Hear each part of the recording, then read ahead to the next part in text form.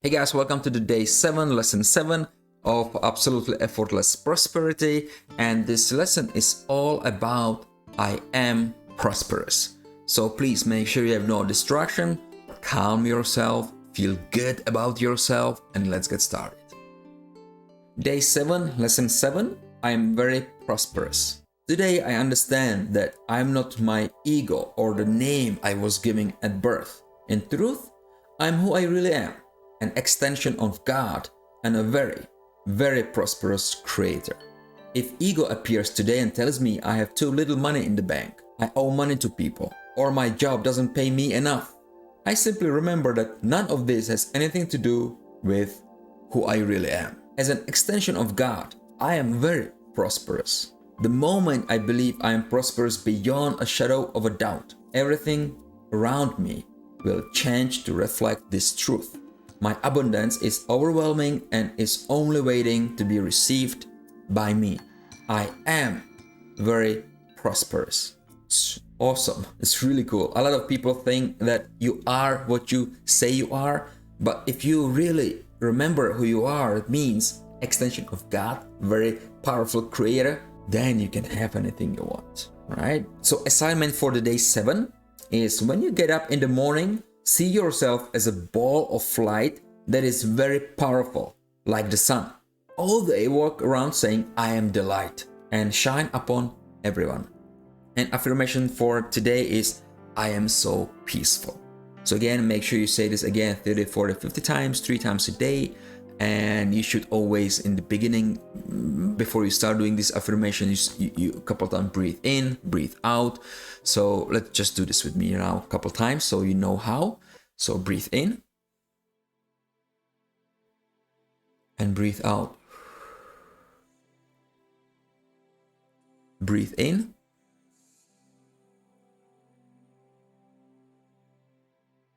and out. Let's do one more time. Breathe in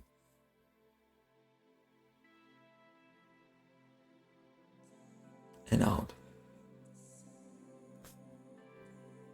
And repeat after me. I am so peaceful.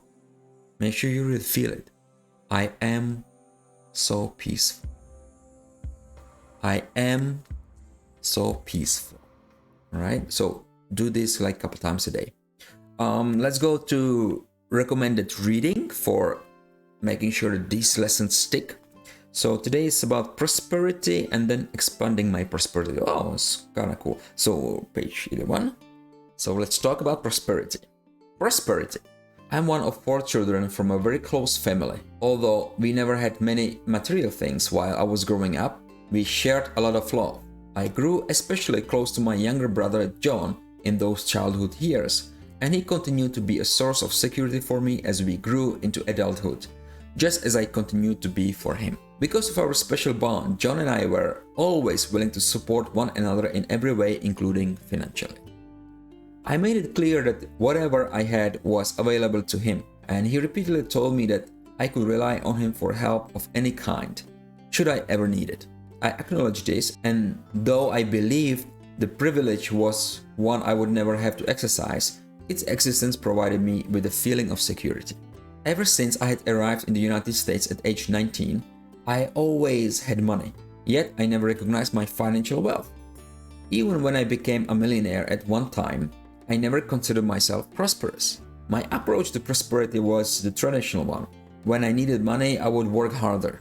If my brother ever called for help with an investment, I was always able to accommodate him.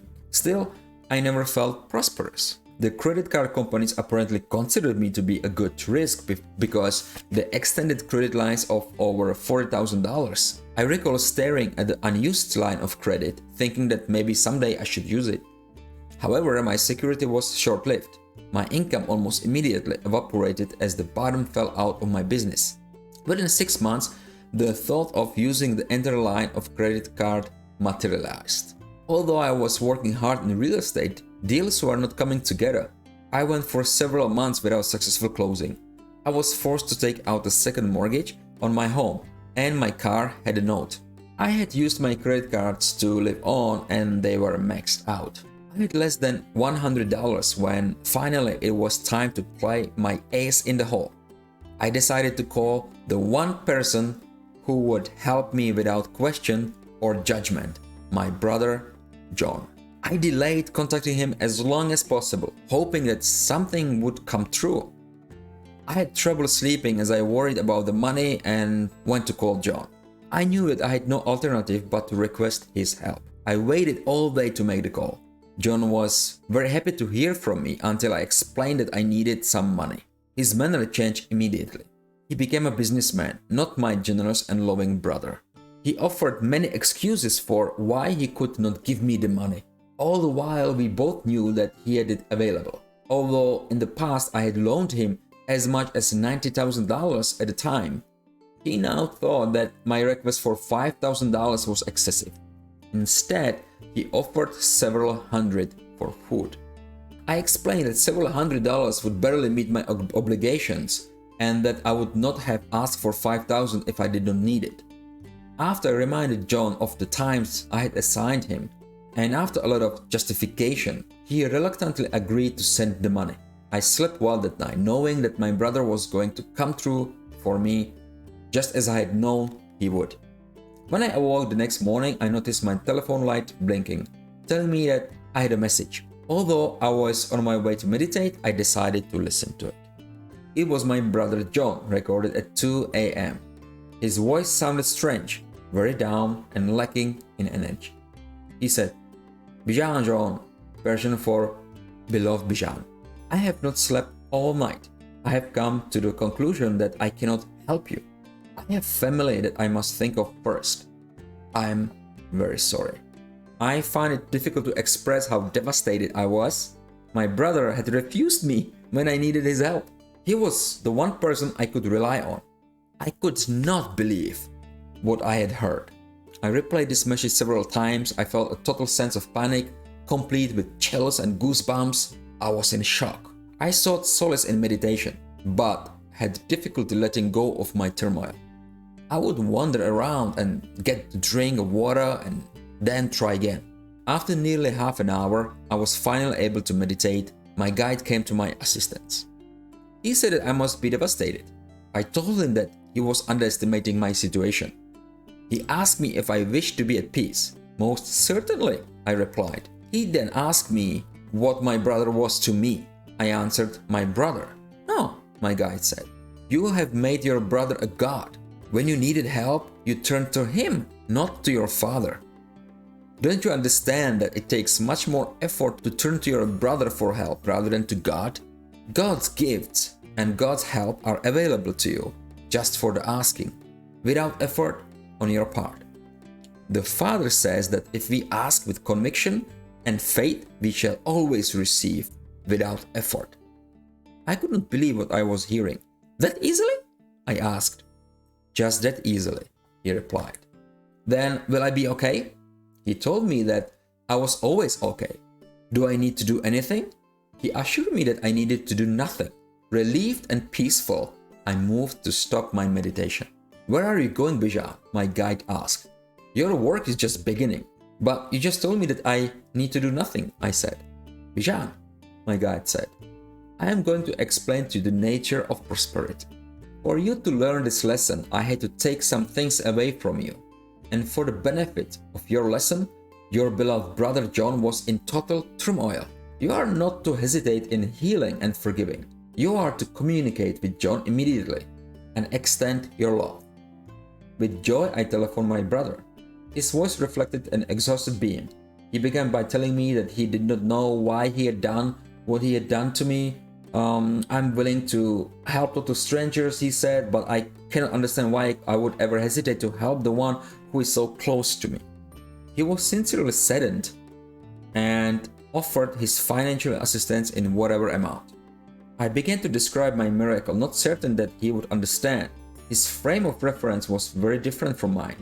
He quietly listened as I outlined my lesson. I thanked him for his help in my growth and told him that I loved him. Again, he offered his financial help. I explained that he had already helped me so much and everything was okay. I would not need his financial support after all. To my surprise and delight, And to my relief, he said that he understood. Within days, the most unlikely real estate deals began to close. Within weeks, my credit cards were completely paid off, and within a few months, my car note and second mortgage were paid in full. Without effort on my part, but with complete enjoyment, deals were closing quickly and easily. Since that time, my relationship with my brother has become even stronger.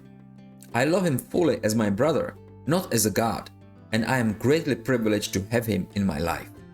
To this day, I'm a very prosperous person. That was quite long story, but I hope that you get the message. A lot of people are like, I did it. Hey, I always ask people for money before. Like, hey, I need this. I need to buy this. I need to get this. I really don't have money. Can I borrow? And I always get it. But then it was always like I was difficulties to paying it back. So after I realized this, I was like, okay, you know what? I better stop asking for money to these people. And I start practicing manifestation and ask the universe to send me money, actually. And it just like that, like sometimes it was like, for example, I was like, oh, you know what? I'm gonna make $5,000 because I needed it for something. So I would just meditate on it and I would feel as I already have it. And within like 2 weeks, I get email. You earn commission. Boom, $5,000, or actually $2,000 to $2,500 times 2. I was like, what? It was really effortless. And that is the power of effortless living or effortless prosperity, because when you really ask the universe or the God, Father, whatever you want to call it, you will always receive it. Always. You just need to know it without shadow of doubt. You just know that you are extension of the universal power. You are limitless spirit residing inside this body, and that's how you can get anything that you really want.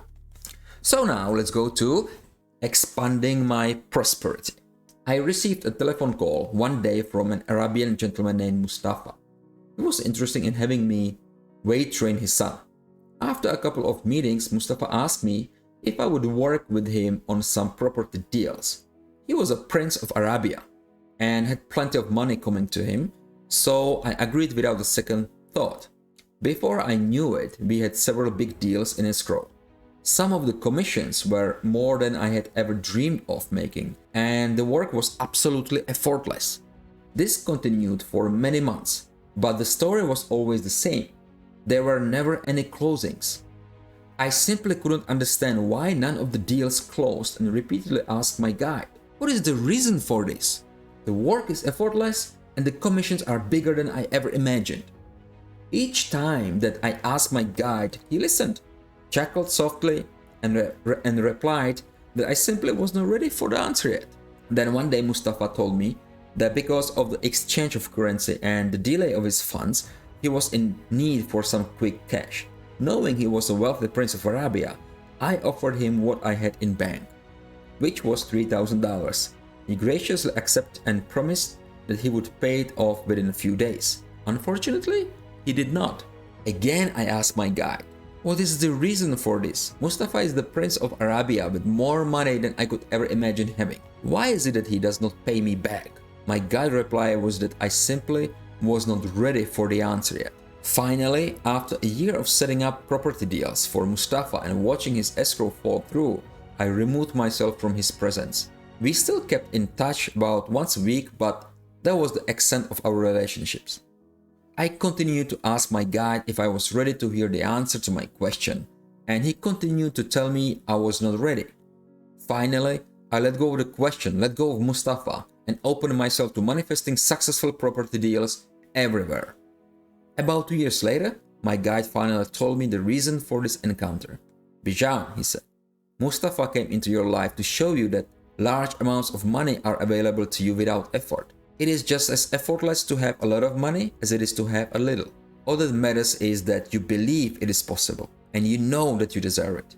Even though you were prosperous before meeting Mustafa, he was the main reason why you were able to extend your abundance and worthiness far beyond what it had ever been. It is such freedom to realize the truth. Mustafa was one of the angels in my life. So again, guys, very powerful lessons on prosperity and effortless prosperity, actually. So if you have any aha moments, please make sure you comment below, because I would like to know what you learned from these lessons. And if you get some value from this whatsoever, make sure you give me a like. And if you're completely new to my channel, make sure you hit the subscribe button and hit the bell notification icon so you don't miss out any upcoming lessons on absolutely effortless prosperity.